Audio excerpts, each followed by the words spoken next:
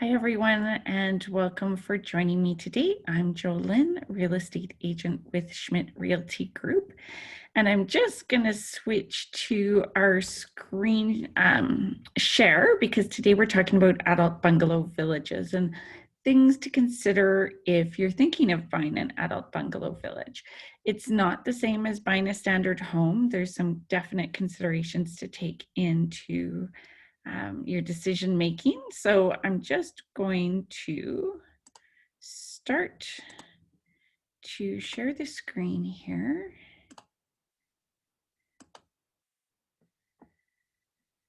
And then we should be good to go. So if you're thinking of buying an adult bungalow in the future sometime, then you're in the right place. So we'll get started here.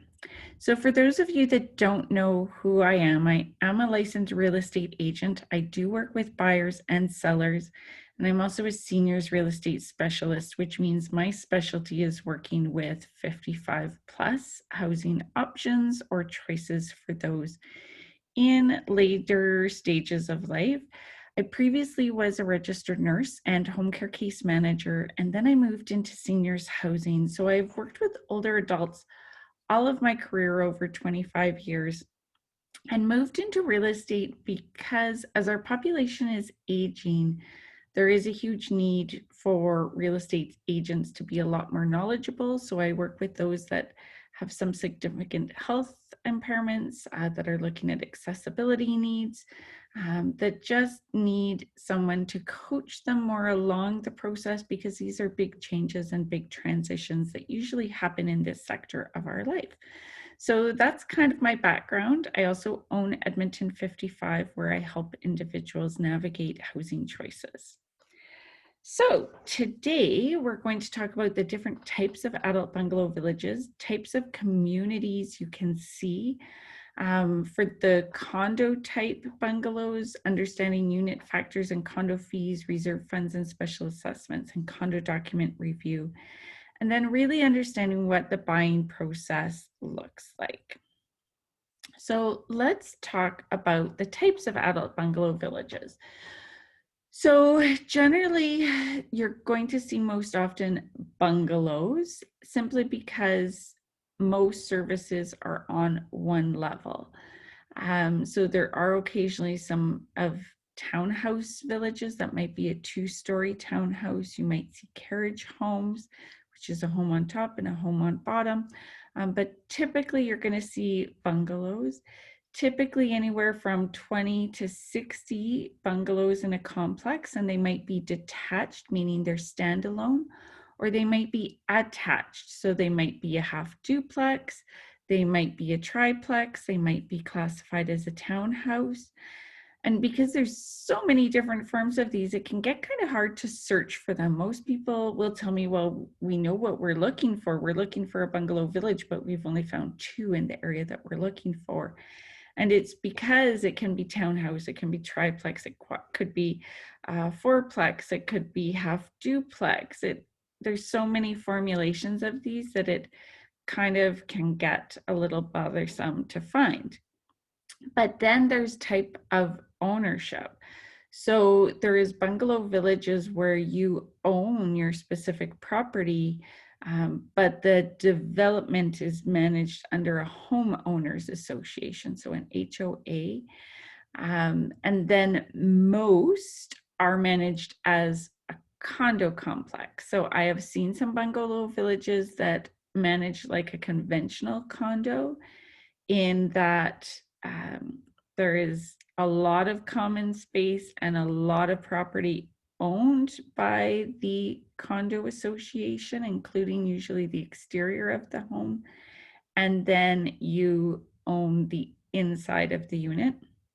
And then there is also what's called bare lands condo, where you own the whole unit, the home, interior and exterior, and part of the land, but they may manage some additional services such as lawn care, snow care, things of that nature. So again, all of these have different implications on your costs, your type of ownership, and what to watch for when you're purchasing them. And so that's what makes this kind of overwhelming for some people when we first dive into this. So why would you look at an adult bungalow village? Definitely for those that are ready to downsize, but they want to retain property ownership. They still want to own a home. They're not ready to rent, but they're also not ready for conventional apartment style condo either. They want the more space, they want the deck in the backyard, they want that home-like feeling.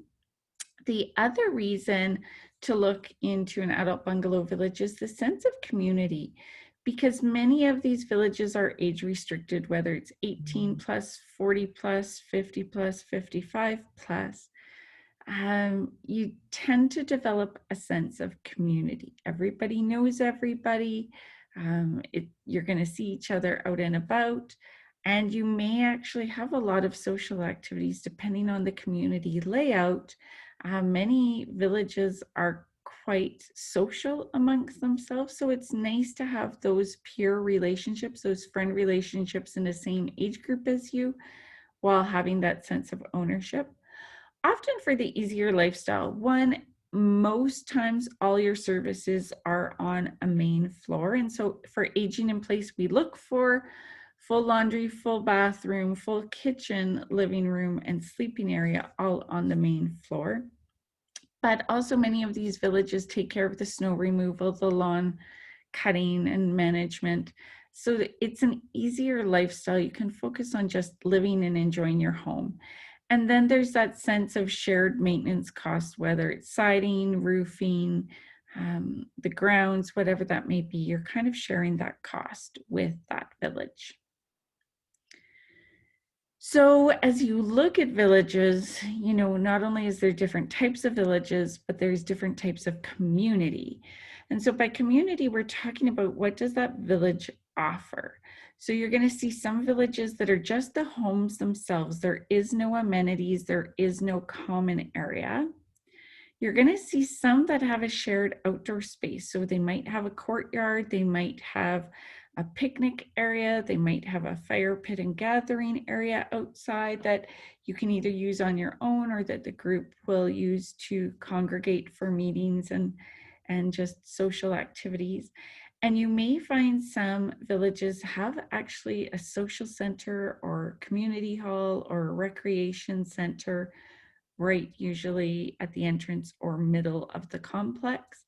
And those might be where they host meetings, they may host coffee groups, they may host knitting groups, they may have pool and billiards, they may have a full kitchen that you can host birthday parties and family celebrations at. So there's really different senses of community, and it's about finding the right one for you and what you're looking for. So let's talk about the homeowners associations. Generally, you have full ownership of that home, that half duplex, that townhouse, whatever it's classified for that complex.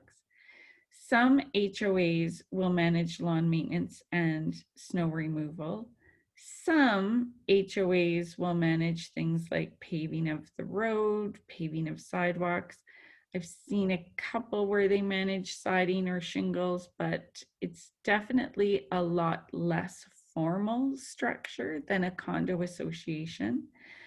So sometimes they'll do that yard maintenance, sometimes they'll do home maintenance, and generally it's a monthly or yearly fee. So I've seen monthly fees around $150 per month. I've also seen yearly fees that are $1,500 for the entire year. So they vary quite a bit, but what's important to know is this is not as formal as a condo association, which means things can change. President can come in and change the structure a lot more easily than in a condo association. So it's just something to be aware of. You really want to understand how that homeowners association works and what rules are in place so that you can fully understand what you're purchasing into. Condos are definitely a little bit more of a secure choice, usually come with a little bit higher fees. You still have full ownership of the home or unit, because it might be the whole home, it might be the just interior of the home. Many of them will do lawn maintenance and snow removal, some do not. And sometimes they will do home maintenance. So um, if you have a Barelands condo, usually they do less maintenance of the home. They might have what's called restrictive covenants, in that you must use this type of siding, you must use this type of shingle, just to keep the whole village looking the same. But you decide the maintenance you do and when you do it, oftentimes in a Barelands condo. If it's more conventional condo, then they may cover the windows, the siding, the shingles, and so decide as a group when those get done. But I have seen conventional condos that do very little on the exterior, and I have seen Barelands condos that do a lot on the exterior. So it really does vary, and this is why it's so important to get condo documents as part of your purchase to understand what that will look like. So monthly fees definitely vary for bungalow villages. It's not uncommon to see fees down as low as $200, and I've still seen fees around $500 plus. And a lot depends on the amenities, a lot depends on how they're managing reserve funds and the age of the complex. So when you're purchasing an adult bungalow that's a condo, every village will be assigned 10,000 unit factors, and that gets separated out to each of the individual properties. It might be based on square footage, it might be an equal amount for each homeowner. But the unit factors is what determines your voting capacity, as well as any charges for special assessments in the future. So your monthly condo fee often contributes to your reserve fund contribution. That's your capital expense. That is maintaining, fixing, replacing, and doing things around the complex, as well as your monthly operating costs. So whether that is your lawn and snow removal, whether that is utilities for a recreation hall, and then also a contribution to the condo association insurance policy, not your insurance policy. You still need to have separate insurance on your unit, but you do, as a condo corporation, have insurance on all the common property owned by the entire corporation. So that's what your monthly fees generally go to. Your condo fee may also include access or privilege to any amenities, whether it's a recreation hall. I've seen some with tennis courts and different things like that. So it gives you access and helps with the upkeep of those amenities. Some do include some utilities. They may have negotiated a specialty contract. Quite often you'll see cable as an amenity and utility included in these bungalow villages.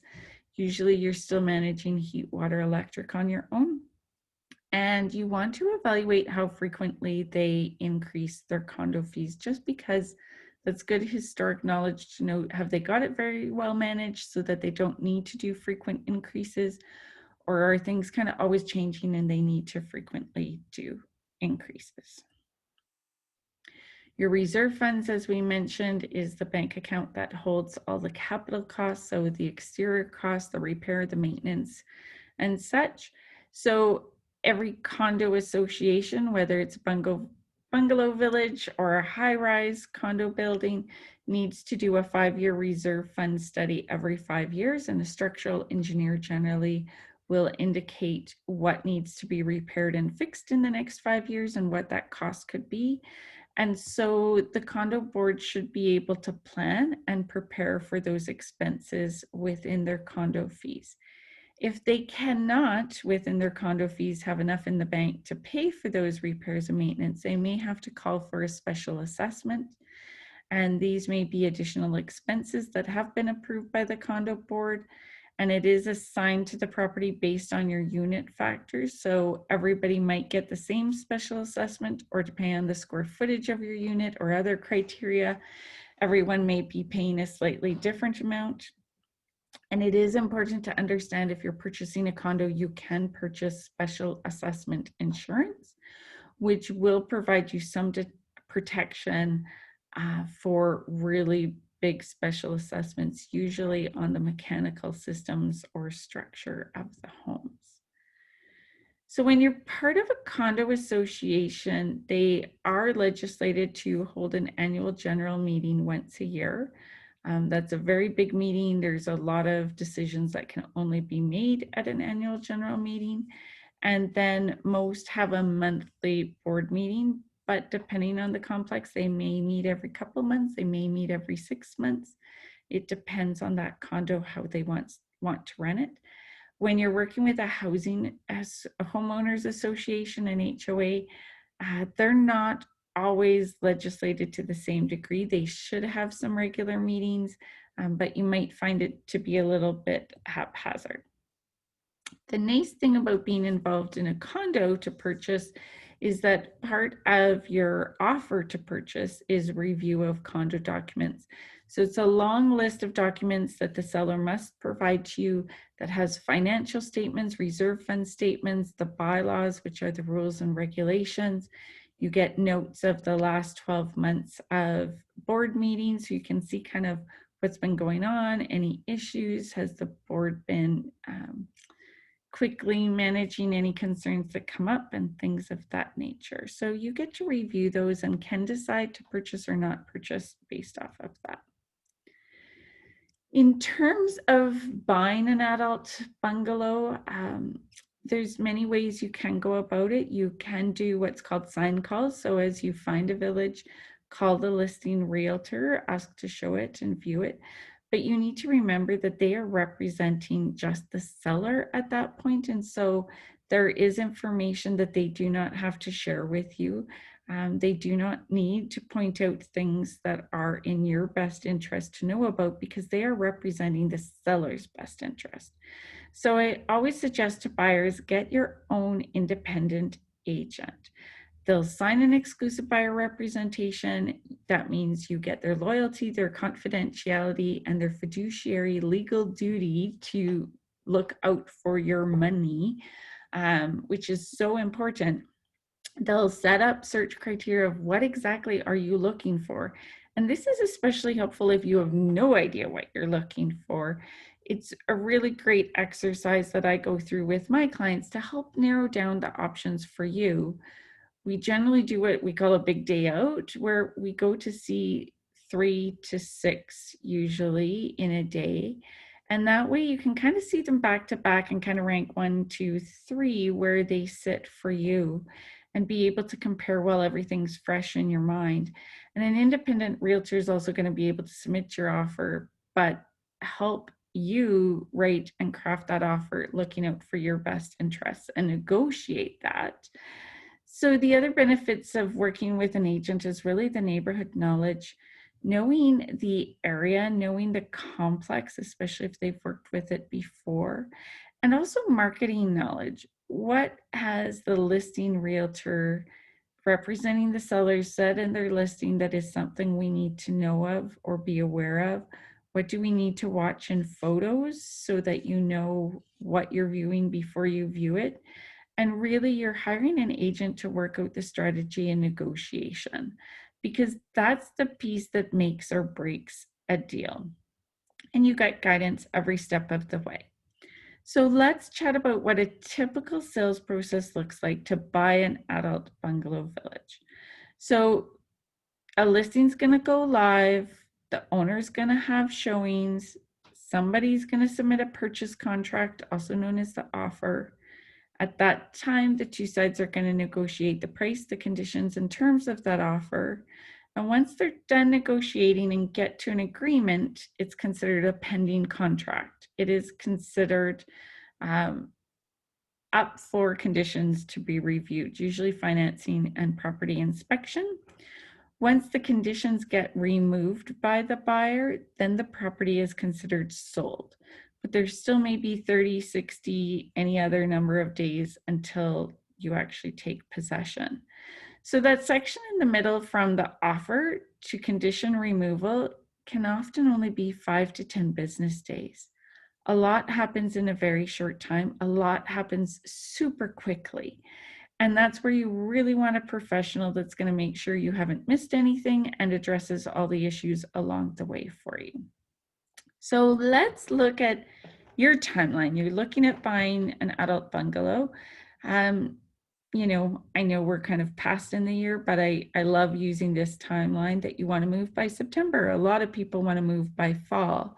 So to move by September, it means conditions had to be removed in July if it was a 60-day possession, which means the offer got accepted mid-June, which means an offer was made in early June, and the buyer was typically doing research and viewing other properties well before that. So I can most certainly help buyers buy in a very short time frame. Usually about 5 weeks is the shortest time frame if we find something really quick out of the gate. But if you're thinking you need to move by the spring, you want to move by January, try to ideally give yourself 3 to 4 months to start that search, to see what's out there, to get educated on the buying process and be able to compare some different villages. As a buyer, you need to understand your costs, so you will have to do a deposit or down payment, depending on your financing structure. You should purchase and pay for a property inspection because that will catch a lot of the things that you can't see on a showing about the home, about the structure, the maintenance, the big things, the mechanicals in the home. So you do want to be prepared for that. And that can often be a cost of about $450 to $550. If you are using financing, your bank or lender may want you to do an appraisal of the home. So it is a cost to you, often rolled into your financing charges, but that can be around $500. Your legal costs for a purchase can often be around $1,500, $2,500. And if you're moving into a condo complex, if the seller is refusing to provide condo documents, then you may need to purchase some of those documents yourself, but your lawyer will get reimbursement for you from the sale of proceeds. So financing options, this is always a big question, and this is part of where we need to take our time to do our research, because this population is very different often than first-time home buyers who are in a rental situation, just need to give 30 days notice and they move into their first home. Oftentimes, the buyers that I'm working with already own property and are looking to buy a different property, and that buy-sell is one of the most complex real estate transactions. There's a lot of timing, there's a lot of opportunities for mistakes, there's a lot going on. So there are kind of 3 ways to manage a buy and a sell. So you can sell your existing home first, rent or move somewhere temporarily, whether that's with family, friends, or another property you own, and then buy using the cash that you had from your sale. And that's a cash deal. There's a pause because it usually takes you 48 hours after you sell your home to get the funds. And then you might need some time to set up your deal to do your purchase. So there's usually a time lapse there if you're doing a cash deal, unless you already have the cash in your bank and it does not rely on purchasing anything. A sell and buy at the same time can happen. And so what often happens is we do a little bit of looking, we figure out what you want to purchase, then we list the home for sale. And as we get a pending offer on the home, we very quickly that next week go out and purchase something so that your new home you get access to a week or 2 weeks before you actually sell your current home. Confused yet? It's a lot. So with that type, you might be looking at a bridge loan if you've got the appropriate line of credit and income and such with your bank. You might use a line of credit on your existing home to purchase your next home, or you may even do a short-term mortgage. So I always stress with my older adults, still talk to your bank or preferably a mortgage broker that is experienced with people who might just be drawing pensions or retired, because the financing option can be a little bit more complex. Also, if you're thinking of retiring soon, buy before you retire, please, if you think you need to do some financing, because that's a lot easier to do when you have income coming in. And then there are those individuals that don't want to be bothered with showings due to health, due to just transportation. It's hard to get out of the home for showings, or they just don't want the pain of somebody always coming and they have to frequently leave their home. So many of my clients choose to buy a property first. They may do financing, line of credit, or an open mortgage, and then continue decluttering their home, get it ready for sale, sell it. And there might be a couple months lag in between, or we might be able to line it up very quick. But it allows you to get settled in your new place before you sell your first place. So there's a number of different options. There's a number of different financing options, and there is no right or wrong. It's about finding the right circumstance for your situation and working with a real estate agent that understands your goals and what you're wanting to do and timelines, and works with that for you and helps you get that financing to help you with that. When it comes to moving, you do not need to move on your own. Please know services that can assist you.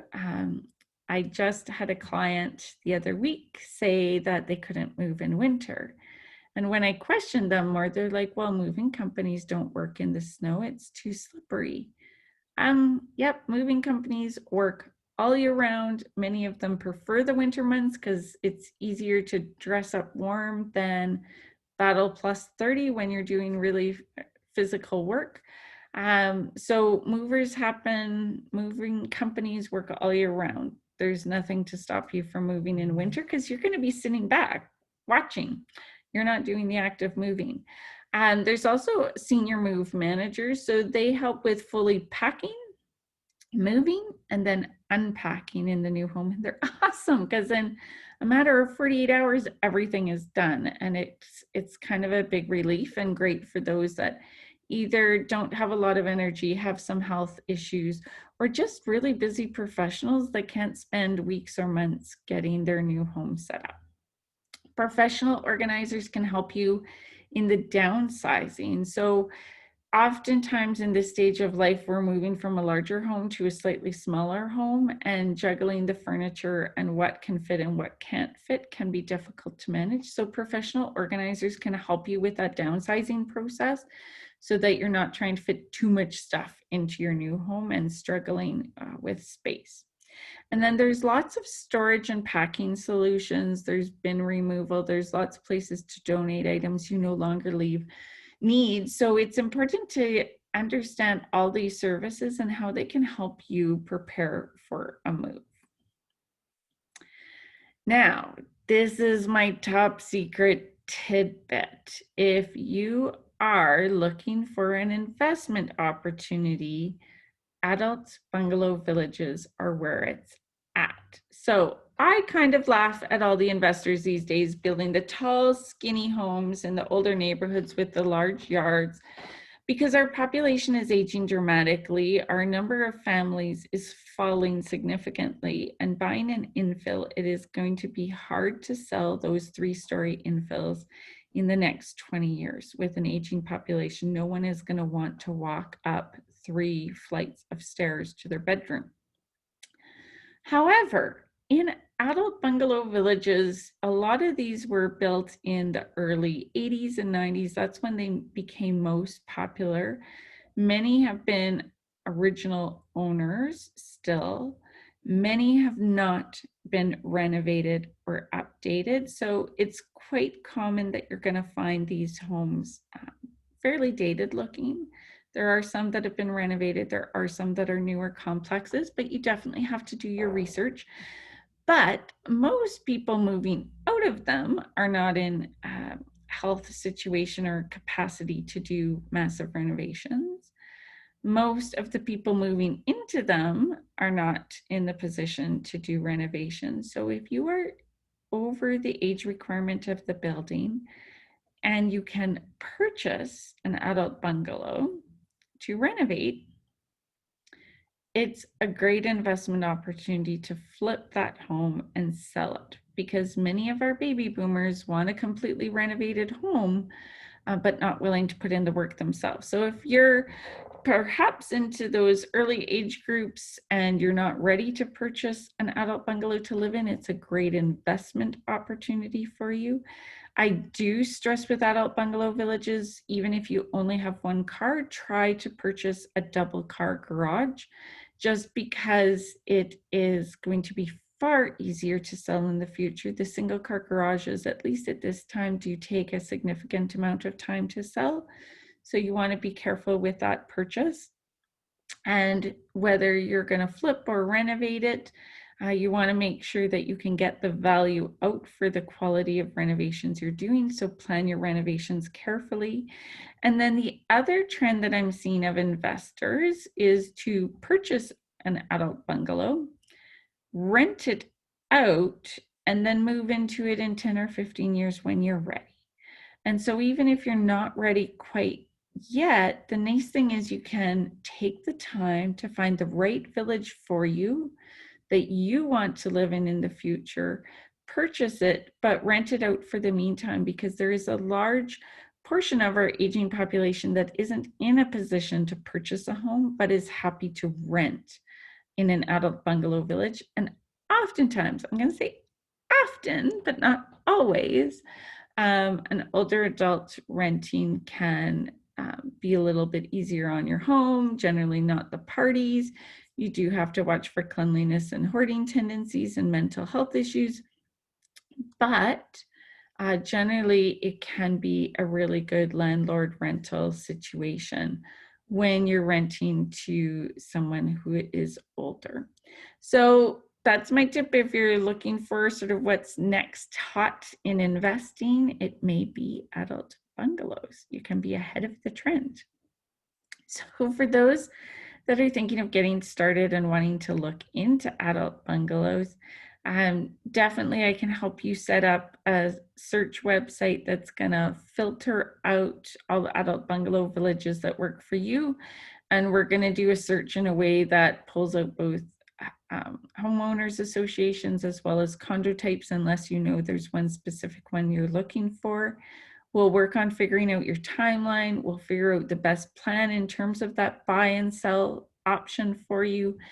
And we'll really research all the options before you are making an offer.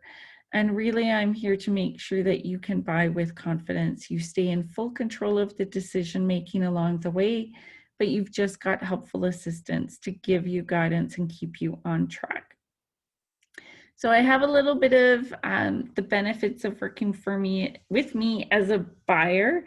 You do get a free home buyer guide and workbook to get you started. I do help with any referrals and recommendations that you need. We plan showings on your schedules. I'm there at your home inspections, and you have full coverage and assistance from my team when I'm not available. I do have 2 free guidebooks you can sign up for on my website to receive either by email or mail. I have a right sizing guide for those that are starting to downsize in life. And I do have a condo buying guide that is relevant even if you're looking at an adult bungalow condo style development. You can sign up for those on my website at jolynsellsedmonton.com. And then also on my website, there is the video resource area where eventually you'll be able to see this recording as well as any others. You can also sign up for my once a month newsletter where there's a fabulous $200 gift certificate to be won each month. to different local services around Edmonton. So do check out that newsletter if you just want to keep an eye on what's happening in the market and things you should know. So if you're ready to explore options, I'll leave my contact information here for a minute. Excuse me, too much talking already. It's time for you to do the talking with questions. So feel free to call or email me with any questions at any time. And remember that as a buyer, generally there's no costs to using my services. Generally the seller pays for all of my fees. So give me a call, drop me an email, drop me a text, and I'm happy to help explore what you're looking at. So I'm just going to get this stopped.